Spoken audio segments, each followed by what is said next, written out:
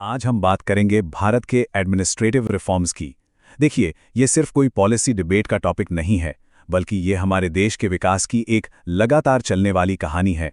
ये एक कोशिश है उस विशाल सरकारी मशीनरी को समय के साथ बेहतर, तेज और हाँ, सबसे ज़रूरी, लोगों के लिए और ज़्यादा फायदेमंद बनाने की। तो जरा एक बात सोचिए, क्या ऐसा हो सकता है कि एक चलते हुए कंप्यूटर का ऑपरेटिंग सिस्टम ही बदल दिया जाए? सुनने में नामुमकिन लगता है ना? भारत में एडमिनिस्ट्रेटिव रिफॉर्म्स की चुनौती सच में कुछ ऐसी ही है। मतलब एक विशाल पुरानी ब्यूरोक्रेसी को सुधारना, और वो भी तब जब वो देश का सारा कामकाज भी संभाल रही हो। ये कोई आसान काम नहीं है। तो सवाल उठता है कि जब हम एडमिनिस्ट्रेटिव रिफॉर्म्स कहते हैं तो इसका असल में मतलब क्या है। देखिए, आसान भाषा में इसका मतलब है सरकारी कामकाज के पूरे सिस्टम को, उसके स्ट्रक्चर को, उसके तौर तरीकों को और उसकी परफॉर्मेंस को बेहतर बनाने की कोशिश। और ये कोशिश क्यों? ताकि पूरा सिस्टम ज़्यादा एफिशिएंट बने, ज़्यादा जवाबदेह हो और सबसे बड़ी बात, आम नागरिक के लिए काम करे। तो चलिए इस पूरे सफर को एक एक करके समझते हैं। हम शुरू करेंगे उस सिस्टम से जो हमें विरासत में मिला। फिर देखेंगे कि एक नए राष्ट्र के निर्माण के लिए क्या कदम उठाए गए। बात करेंगे उस दौर की जब बड़े बड़े सुधार हुए, कैसे पावर को आम लोगों तक पहुंचाया गया, और फिर डिजिटल युग में क्या बदलाव आए। और हाँ, आखिर में हम उन चुनौतियों पर भी नजर डालेंगे जो आज भी हमारे सामने खड़ी हैं। तो हमारी कहानी की शुरुआत होती है साल 1947 से। उस वक्त भारत को विरासत में एक ऐसा एडमिनिस्ट्रेटिव सिस्टम मिला जिसका मकसद सेवा करना नहीं, बल्कि सिर्फ और सिर्फ कंट्रोल करना था। अब देखिए, आज़ादी के ठीक बाद एक बहुत बड़ा टकराव सामने था। एक तरफ थी ब्रिटिश हुकूमत की बनाई ब्यूरोक्रेसी, जिसका एक ही लक्ष्य था, कंट्रोल करना और रेवेन्यू इकट्ठा करना। वहीं दूसरी तरफ था आज़ाद भारत, जिसकी ज़रूरतें थीं विकास और लोगों का कल्याण। मतलब एक सिस्टम जो पूरी तरह से सेंट्रलाइज्ड था, उसे एक ऐसे सिस्टम में बदलना था जो डेमोक्रेटिक हो और लोगों के प्रति जवाबदेह हो। ये बिल्कुल दो अलग अलग दुनियाएं थीं। तो आज़ादी के बाद के शुरुआती दशकों में सबसे बड़ा काम यही था कि इस पुरानी व्यवस्था को एक वेलफेयर स्टेट की मशीनरी में कैसे बदला जाए। इसके लिए कुछ बहुत ज़रूरी कदम उठाए गए। अगर हम इन सुधारों के बड़े पड़ावों को देखें तो कहानी कुछ यूं आगे बढ़ती है। 1950 के दशक में प्लानिंग कमीशन की नींव रखी गई। फिर 60 के दशक में आया पहला एडमिनिस्ट्रेटिव रिफॉर्म्स कमीशन, जिसने बड़े बदलावों की बात की।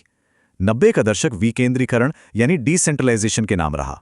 और फिर 1991 के बाद जब इकोनॉमी खुली तो ई गवर्नेंस और दूसरे एडमिनिस्ट्रेटिव रिफॉर्म्स कमीशन का दौर शुरू हुआ।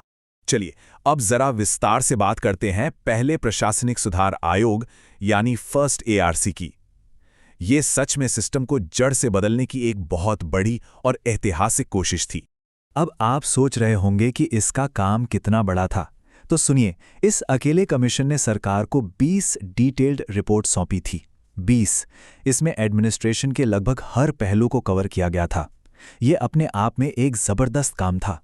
और इसकी कुछ सिफारिशें तो इतनी आगे की सोच वाली थीं कि आज भी उनकी बात होती है। जैसे कि भ्रष्टाचार से लड़ने के लिए एक लोकपाल बनाने का आइडिया। सोचिए, उस वक्त के लिए ये कितना क्रांतिकारी विचार था। पहली बार सत्ता में बैठे लोगों को सीधे जवाबदेही के दायरे में लाने की बात हो रही थी। हाँ, ये बात और है कि इसे कानून बनने में कई दशक लग गए, लेकिन इसकी नींव तो तभी रख दी गई थी। इसके अलावा सेंट्रल विजिलेंस कमीशन बनाना हो या सेंटर स्टेट के रिश्तों को सुधारना हो, ये सब अहम सुझाव भी इसी कमीशन से आए थे।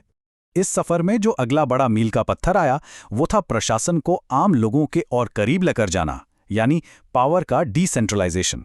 ये मुमकिन हुआ 1992 के 73rd और 74th संवैधानिक संशोधनों से। अब पावर का फ्लो बदल गया। वो केंद्र से राज्यों तक और राज्यों से लोकल लेवल पर, यानी पंचायतों और नगरपालिकाओं तक पहुंचने लगी।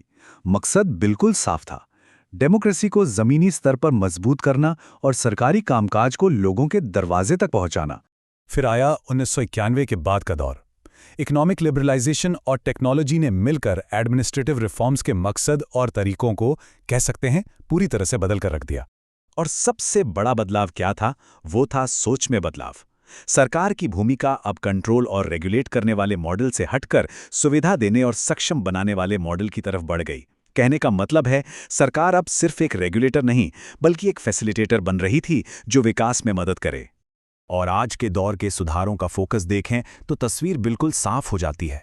सबसे ज्यादा जोर है ई गवर्नेंस पर, ताकि टेक्नोलॉजी की मदद से सरकारी सर्विस बेहतर और तेज हो सकें। इसके बाद नंबर आता है ट्रांसपेरेंसी का, जिसके लिए आरटीआई जैसा जबरदस्त कानून लाया गया। और फिर आते हैं सिटिजन चार्टर्स, जो नागरिकों के प्रति सरकार की जवाबदेही तय करते हैं। लेकिन इतने दशकों की कोशिशों के बाद भी ये कहना पड़ेगा कि ये सफ़र अभी ख़त्म नहीं हुआ है। सुधारों की राह में आज भी कई बड़ी चुनौतियां खड़ी हैं। कौन सी हैं ये चुनौतियां? अच्छा, सबसे पहले तो है ब्यूरोक्रेसी का बदलाव को आसानी से नाप पाना। फिर आता है पॉलिटिकल इंटरफेरेंस और हाँ, भ्रष्टाचार। एक और बहुत बड़ी दिक्कत है पॉलिसी और उसके लागू होने के बीच का बड़ा गैप। इसके अलावा लोकल लेवल पर काम करने की क्षमता की कमी और डिजिटल डिवाइड भी बहुत बड़ी चुनौतियां हैं। ये जो बात कही गई है वो इन सुधारों की सबसे बड़ी चुनौती को बिल्कुल सटीक तरीके से सामने रखती है कि पॉलिसी बनाने और उसे ज़मीनी स्तर पर लागू करने के बीच अक्सर एक बड़ा फासला रह जाता है। और सच तो यही है कि कागज़ पे शानदार प्लान बनाना एक बात है और उसे हकीकत में बदलना बिल्कुल दूसरी, और यही सबसे मुश्किल काम है। तो अगर हम इस पूरे सफ़र को संक्षेप में देखें तो कहानी कुछ इस तरह है। आज़ादी के बाद का दौर एक वेलफेयर स्टेट बनाने पर फोकस था। फिर आया एआरसी का दौर, जिसका मुख्य मकसद था भ्रष्टाचार से निपटना। और अब डिजिटल युग का फोकस है सिटीजन सेंट्रिक सर्विसेज, यानी आम नागरिक को केंद्र में रखकर सेवाएं देना। तो आखिर में एक बड़ा सवाल हमारे सामने है। जैसे जैसे भारत की इकोनॉमी और सोसाइटी तेजी से बदल रही है, एडमिनिस्ट्रेटिव रिफॉर्म्स की अगली पीढ़ी को कैसा होना चाहिए? भविष्य के भारत के लिए एक स्मार्ट, जवाबदेह और कुशल एडमिनिस्ट्रेशन बनाने के लिए हमारे अगले कदम क्या होने चाहिए? ये एक ऐसा सवाल है जिस पर हम सबको सोचने की ज़रूरत है।